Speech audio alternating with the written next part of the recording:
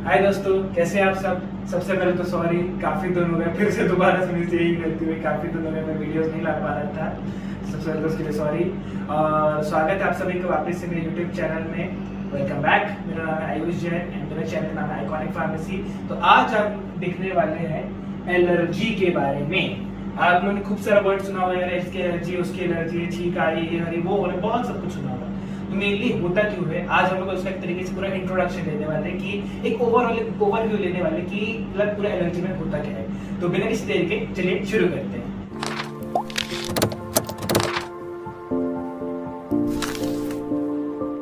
ठीक है, फिर से आप लोग देख रहे हो, मैंने यहाँ पे इतनी सारी चीजें लिखी रखी, पूरा ब्लैक बोर्ड में व्हाइट बोर्ड में पूरा भर के रख दिया है। ठीक है, तो उसको इग्नोर करते हुए यहाँ सबसे पहले हम लोग स्टार्ट करेंगे, देखेंगे एलर्जी से क्या मतलब इंट्रोडक्शन, मतलब कि एलर्जी होती क्या है। ठीक है, मैंने यहाँ पे लिखा है नंबर ऑफ कंडीशंस। ठीक है, number of conditions caused by hyper sensitivity. ठीक है, वर्ड को बाद में समझाऊंगा। हाइपर सेंसिटिविटी ऑफ, ठीक है, immune system to typically harmless substances. ठीक है, अब यहाँ पे आपको वर्ड समझाता हूँ। हार्मलेस माने कि किसी जिससे हार्म नहीं होता है, उसका मीनिंग हो गया हार्मलेस। ठीक है, नंबर ऑफ कंडीशंस माने कि एक नहीं है, एक से अधिक है। ठीक है, मतलब जैसे एक कंडीशन होती है, फिर टू कंडीशंस, थ्री कंडीशंस होता है, एक कंडीशन है, वैसे नंबर ऑफ कंडीशंस। ठीक है, cause due to hyper sensitivity. Hyper sensitive माने कि जैसे बोलते हैं ना, किसी चीज के एकदम सेंसिटिव हो जाना या फिर एकदम तुरंत से एकदम रिएक्ट करना, तो हम कह सकते हैं हाइपर सेंसिटिविटी में एकदम हाई लेवल की सेंसिटिविटी कह सकते हैं। हाइपर माने ऊपर, हाइपो माने कि नीचे। ठीक है, तो हाइपर सेंसिटिविटी किस चीज की, इम्यून सिस्टम की। माने कि फॉर एग्जांपल जैसे कि किसी को फॉर एग्जांपल किसी को गोबर से बहुत ज्यादा एलर्जी होती है। ठीक है, माने उनको सामने दिखता ही है तो उनको अजीब अजीब से सामने इम्यून रिस्पांस हमारे शो होने स्टार्ट करते हैं, ताकि जो वो चीज है हमको जो एलर्जी जिसकी है उस चीज हमसे दूर भागे। ठीक है, जैसे किसी को अगर फॉर एग्जांपल डस्ट से बहुत एलर्जी होती है, जैसे डस्ट आने तुरंत हमको छींक आना स्टार्ट होती है। तो छींक आना क्या होता है, छींक आना होता है हमारा इम्यून रिस्पांस, ताकि हमारा जो इम्यून सिस्टम है उससे लड़ने के लिए एक तरीके से एक एक्शन शो करता है। तो वही चीज हो गई हमारी हाइपर सेंसिटिविटी। ठीक है, of immune system typically harmless substances. इनसे आपको हार्म ज्यादा कुछ रहता नहीं, जैसे फॉर एग्जांपल मैं आपको बताया गोबर या फिर डस्ट, इन सब से आपको ज्यादा हार्म नहीं रहता है। ठीक है, तो उन्हीं सब के कारण हमको एलर्जी होती है। अब इसमें एलर्जी में मेनली रहता क्या है, यहाँ पे इट इंक्लूड्स, ठीक है, यहाँ पे रहता है हाई फीवर। ठीक है, माने किसी को बहुत ज्यादा तेज बुखार आ जाता है। बुखार क्यों होता है, बुखार हमारे शरीर का क्या रहता है, एक इम्यून रिस्पॉन्स रहता है। फॉर एग्जांपल जब हम लोग कोविड वैक्सीन लेते हैं, हमको बोलते हैं बुखार आएगा, बुखार आएगा। बुखार क्यों आता है, क्योंकि एक नया चीज हमारे बॉडी में एंटर कर रहा है, जो वायरस है, तो हमारा बॉडी उसको लड़ने के लिए एक हमको शक्ति प्रदान करती है, फिर एक चीज करती है, इसको बोलते हैं हम लोग फीवर। बॉडी गर्म होती है, वो चीज उससे मतलब वहां से हटती है। ठीक है, तो यहाँ पे होगा हाई फीवर। फिर यहाँ पे क्या होता है, फूड एंड ड्रग एलर्जीज। या फिर मैंने जैसे मान लो किसी को फॉर एग्जांपल दूध से एलर्जी होती है। ठीक है, ये सफेद दूध देखेंगे या फिर मतलब ऐसा अगर लोग, जैसे मेरे को था, मेरे को सफेद दूध से ना एलर्जी थी एक तरीके से। ठीक है, तो मेरे को भी वो चीज पसंद ही नहीं आती थी, बट जब बाद में उसको कुछ ऐसे मिला पी लेते तब ठीक लगता था। ठीक है, और ऐसे कुछ ऐसे ड्रग्स भी रहते थे जिसके कारण आपको एकदम एलर्जी महसूस होती है। फॉर एग्जांपल किसी को एजिथ्रोमाइसिन से एलर्जी हो सकती है, किसी को प्रोपेनॉल से हो सकती है। तो बहुत टाइप से ड्रग्स होते हैं जिनके कारण एलर्जी हो जाती है। ठीक है, या फिर एनाफाइलेक्सिस, मानिए कि कोई भी ड्रग को लेने के बाद में, मैंने आपको एनाफाइलेक्सिस पहले भी बता चुका है अपने पुराने वीडियोस में, मानिए कोई भी ड्रग को लेने के बाद में उसका जो एकदम एडवर्स, जो सडन रिएक्शन रहता है, जो कि थोड़ा ज्यादा रहेगा, तुरंत शो हो जाएगा, उसको कहते हैं हम लोग एनाफाइलेक्सिस। ठीक है, या फिर अस्थमा, आपको बहुत ज्यादा ऐसे थोड़ा सा एकदम सांस लेने में दिक्कत होने लगेगी, हल्का फुल्का खांसी आएगी, ये सारी चीजें एलर्जीज में इंक्लूड होती है। ठीक है, या फिर कह सकते हैं हम लोग डर्मेटाइटिस। ठीक है, डर्मेटाइटिस माने कि कोई भी आपको स्किन की डिजीज हो सकती है, माने कि फॉर एग्जांपल कुछ डस्ट लग गया तो मे बी आपको उसका जो आपको बॉडी उसके लिए ससेप्टेबल नहीं, तो आपको कोई सी एकदम स्किन डिजीज हो जाता है। मेरे लिए जहाँ पे वो वर्ड है डर्म, माने समझ लिए रिलेटेड टू स्किन है। ठीक है, तो ये सारी चीजें उसके इंक्लूड्स में आ जाती है। अब हमारे सिम्टम्स क्या रहते हैं। ठीक है, सिम्टम्स हमारे मेनली बहुत आसान से इसके सिम्टम्स आपको इजीली याद भी रखने में इजी हो जाएगा, जैसे कि स्नीजिंग, छींक आना। ठीक है, या फिर रेड आइज, आंखें लाल हो जाना, इचीनेस, खुजली होना, रैशेस, रेडनेस, मतलब कि एकदम लाल टाइप की घमौरिया टाइप से हो जाती है। ये सारे एकदम उसके ना वो हो जाते हैं, हमारे सिम्टम्स हो जाते हैं। ठीक है, तो आपको इसको इजी याद रखने में इजी जाएगा कि मतलब बहुत कॉमन सिम्टम्स रहेंगे जिसमें हम कोई भी एलर्जी से हो जाते हैं। ठीक है, अब इसके बाद में हम लोग देखेंगे कॉज बाय, क्यों होती है एलर्जी।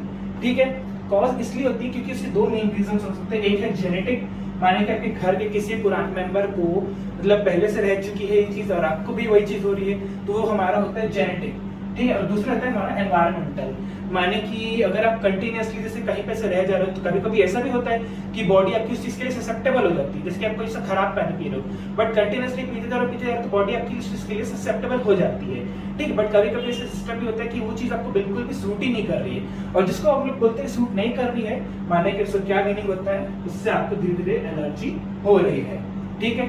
तो ये उसके मेनली 2 कॉजेस होते हैं।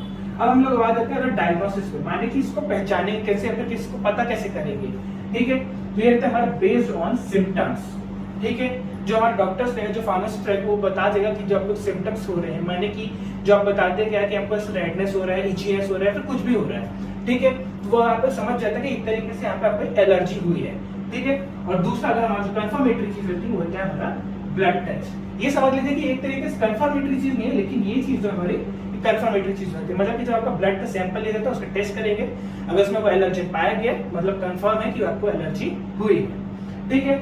अब इसके बाद में आते हैं मेन चीज मैकेनिज्म पे कि एलर्जी कैसे होती है, ठीक है। अब यहाँ पे थोड़ा सा टेक्निकल वाला पार्ट है, आपको जिसको ध्यान से सुनना पड़ेगा, ठीक है। अब हमारे शरीर में बहुत सारी एंटीबॉडीज टाइप की होती है, ठीक है, जो चीज हमको ऐसे एकदम जो हमारे फॉर एग्जांपल मैं आपको एकदम इजी भाषा में बताता हूँ, जैसे अभी रशिया यूक्रेन हुआ था, ठीक है, तो रशिया वालों ने यूक्रेन वाले पे अटैक किया, अब यूक्रेन वाले सोल्जर्स लोग ने एक तरह से लड़ने गए, तो वहां पे जो लड़ने जा रहे हैं वो हो गई हमारी एंटीबॉडीज, और जो रशिया वालों ने हमला किया था वो हो गए हमारे एंटीजेंस, ठीक है। तो जब एंटीजन एंटीबॉडी इंटरेक्शन हुआ है, कहीं पे कोई भी अगर बॉडी एलर्जी की चीज आती है तो मतलब समझ लीजिए वहां पे एंटीजन एंटीबॉडी इंटरेक्शन होना मस्ट है, मतलब कंपलसरी होके ही रहेगा, ठीक है।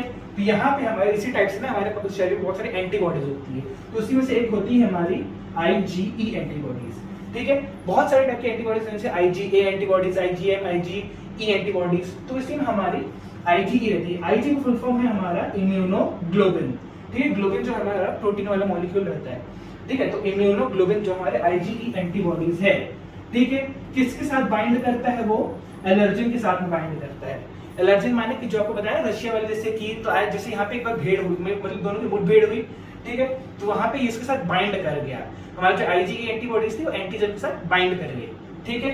अब वहां पे उसके साथ बाइंड करी और फिर जाके उसके साथ बाइंड करी किसके साथ, रिसेप्टर के साथ में। अब रिसेप्टर मैंने आपको बहुत पहले वीडियोस में बताया था कि रिसेप्टर क्या होता है, वहां पे से बड़ा सा प्रोटीनिशियस स्ट्रक्चर रहता है, कोई भी चीज उसके साथ अटैच होती है, चैनल्स खुलते हैं, उसके अंदर घुसती है, कन्फर्मेशनल चेंज लाता है, मैंने बहुत पहले पुराने वीडियोस में बता चुका है, ठीक है। तो यहाँ पे उसके साथ रिसेप्टर के साथ जाके बाइंड करेगा और कन्फर्मेशनल चेंज लाएगा। कन्फर्मेशनल चेंज क्या लाएगा, माने कि वो एलर्जी हमारी कॉज करेगा, ठीक है। तो यहाँ पे जाके रिसेप्टर के साथ बाइंड किया और फिर उसके बाद में यहाँ पे वो मास्ट सेल्स के बाद से वहां पे रिलीज हुआ, क्या रिलीज हुआ, हिस्टामीन्स, ठीक है। अब हिस्टामीन क्या होता है आप लोग शायद से जानते हो, नहीं भी जानते हो तो बता देता हूँ। हिस्टामीन एक टाइप का हार्मोन टाइप के सिस्टम होते हैं, और मान लीजिए जहां पे भी एलर्जी वर्ड आया है, मतलब समझ लीजिएगा वहां पे हिस्टामीन शब्द का या फिर हिस्टामीन चीज का आना होना कंपलसरी है। आपने बहुत से फॉर एग्जांपल एक आप लोग दवाई बहुत खाते होंगे, डॉक्टर बहुत लिखता होगा लेवोसिट्राजीन या फिर लिवोसेट्रिजीन, ठीक है, जिसको जो मैं वर्ड बोला ये बहुत कॉमन दवाई है और मेनली सारी एलर्जीज के लिए यूज होती है, बहुत ज्यादा मतलब प्रचलित है ये चीज, ठीक है। तो वहां पे उसमें क्या है, मेनली उसमें हिस्टामिन का ही सारी चीज रहेगा, हिस्टामिन क्या है, एंटी हिस्टामिन्स रहेंगे उसमें, तो उसका नाम होता है लिवोसेट्रिजीन, ठीक है। तो यहाँ पे किस चीज का रिलीज होता है, यहाँ पे हिस्टामिन का, ठीक है।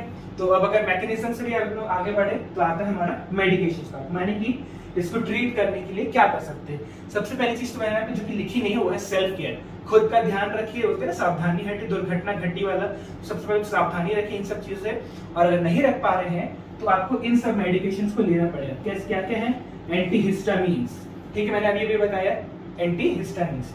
दूसरा मैंने लिखा है यहाँ पे स्टेरॉइड्स, ठीक है, बोलते हैं स्टेरॉइड्स नहीं लेना चाहिए, बट स्टेरॉइड्स को अगर बहुत कम मात्रा में, लेकिन खुद से नहीं, जब तक डॉक्टर प्रेस्क्राइब ना करे वो चीज हमको मतलब बिल्कुल नहीं लेनी, उसके बाद ही हमको लेनी है, वो भी एकदम कम मात्रा में, ठीक है। तो स्टेरॉइड्स, ठीक है। उसके बाद में यहाँ पे मैंने लिखा है एपिनेफ्रिन। एपिनेफ्रिन आप लोग शायद से मैंने पहले वीडियोस में बताया है आप लोग को, मेरी ख्याल से आप लोग को याद होगा, नहीं हो तो फिर से बता देता हूँ। एपिनेफ्रिन भी एक मेनली एड्रेनलिन टाइप का एक हार्मोन रहता है, फिर एड्रेनलिन को ही कहते हैं, ठीक है। तो वो भी अगर आप लोग यहाँ पे उसके जो मतलब मेडिकेशन सब लोग ले सकते हैं, तो यहाँ पे आप लोग को इससे राहत मिल जाएगी। और उसके बाद में आता है हमारा एंटी ल्यूकोट्रीन्स, ठीक है। तो ये सब जो हमारे एंटी ल्यूकोट्रीन्स वगैरह भी है, ये सब आपको प्रॉपरली इसमें एलर्जी से राहत देते हैं। बट मेन हमारा क्या काम रहता है, वो है हमारा एंटी हिस्टामिन्स जो रहते हैं, हमारे सबसे ज्यादा मेन काम की चीज रहती है। ठीक है दोस्तों, मैंने आपको आज एलर्जी के बारे में काफी शॉर्ट में ऐसे काफी एकदम सारी चीजें बता दी कि एलर्जी क्या होती है, क्यों होती है, कैसे होती है, क्या लेना चाहिए, क्या ठीक होएगा उससे। तो ये सारे मैंने आपको ओवरऑल बता दिया। वैसे एलर्जी बहुत बड़ा टॉपिक है, अगर आप लोग चाहते हैं किसी स्पेसिफिक चीज को बताना, मैं उसके लिए सेपरेट वीडियो ले आऊंगा। ठीक है, आप लोग चाहे तो मुझे नीचे कमेंट बॉक्स में लिख सकते हैं। अगर आप लोग को वीडियो पसंद आया हो या फिर मेरा इतनी देर तक बोलना अच्छा लगा हो आपको, तो फिर वीडियो को लाइक कर दीजिए, कमेंट तो करना ही करना है, आपको चैनल को सब्सक्राइब करना और बेल आइकन को प्रेस करना। चलिए, थैंक यू।